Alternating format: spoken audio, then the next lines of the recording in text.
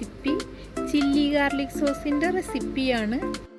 കെമിക്കൽസുകളൊന്നും ചേർക്കാതെ 6 മാസം വരെ സൂക്ഷിച്ചു വെക്കാവുന്ന രീതിയിൽ എങ്ങനെ നമുക്ക് ഈസിയായി സോസ് ഉണ്ടാക്കാം എന്നതിനെ കുറിച്ചാണ്. നമ്മുടെ മിക്ക ഫുഡുകളിലും ടേസ്റ്റ് മേക്കറായി ഉപയോഗിക്കുന്ന ചില്ലി സോസ് 10 മിനിറ്റ് കൊണ്ട് തന്നെ നമുക്ക് ഉണ്ടാക്കിയെടുക്കാവുന്നതേ ഉള്ളൂ. ഇനി നമുക്ക് റെസിപ്പി ഒന്ന് കണ്ടു നോക്കാം.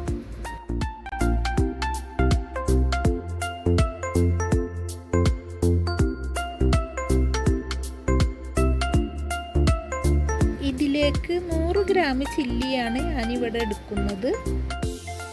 100 ഗ്രാം ചില്ലിയിലേക്ക് 1.5 ഉണ്ട വെള്ളുള്ളിയും 1 സ്പൂണ് ഗ്രാമ്പുവും എടുക്കണം. ഇനി 1 സ്പൂൺ ഉപ്പ് ചേർത്ത് കൊടുക്കണം. പുളിക്ക് ആവശ്യത്തിനുള്ള വിനീഗറും ചേർത്ത് കൊടുക്കണം.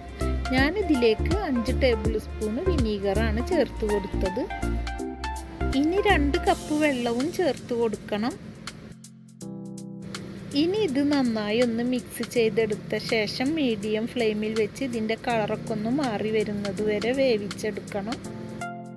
ഇത് വേവിക്കുന്ന ടൈമിൽ ഇത് അടച്ച് വെച്ച് വേവിക്കാനും ശ്രദ്ധിക്കണം, അല്ലെങ്കിൽ മുളകിൻ്റെ സ്മെല്ലൊക്കെ നഷ്ടപ്പെടും. ഇത് ഇടയ്ക്കൊന്ന് ഇളക്കി കൊടുക്കണം. 5 മിനിറ്റ് ആവുമ്പോഴേക്കും തന്നെ നമുക്കിത് വെന്ത് കിട്ടും. ഇപ്പോൾ കളറൊക്കെ ചേഞ്ചായി വന്നു. ഈ ടൈമിൽ നമുക്ക് അടുപ്പും ഓഫ് ചെയ്യാം. ഇനി ചൂടാറുന്നത് വരെ ഒന്ന് വെയിറ്റ് ചെയ്യണം. ഇപ്പോൾ മുളകൊക്കെ ചൂടാറി വന്നതിന് ശേഷം ഞാനിതൊരു മിക്സിയുടെ ജാറിലേക്ക് മാറ്റുന്നുണ്ട്. ഇത് അരച്ചെടുക്കാൻ എടുക്കുന്നതിന് മുന്നേ ഞാൻ ഗാർലിക് സോസ് ഉണ്ടാക്കിയിരുന്നു. ആ സെയിം ജാറിൽ തന്നെയാണ് ഞാനിത് അരച്ചെടുക്കുന്നത്. അതാണ് നിങ്ങൾക്ക് മിക്സിയുടെ ജാറിൽ കാണുന്നത്. നിങ്ങളിത് 6 മാസമൊക്കെ സൂക്ഷിച്ചു വെക്കുന്നുണ്ടെങ്കിൽ ഒട്ടും നനവില്ലാത്ത ജാറിൽ വേണം ഇത് അരച്ചെടുക്കാൻ.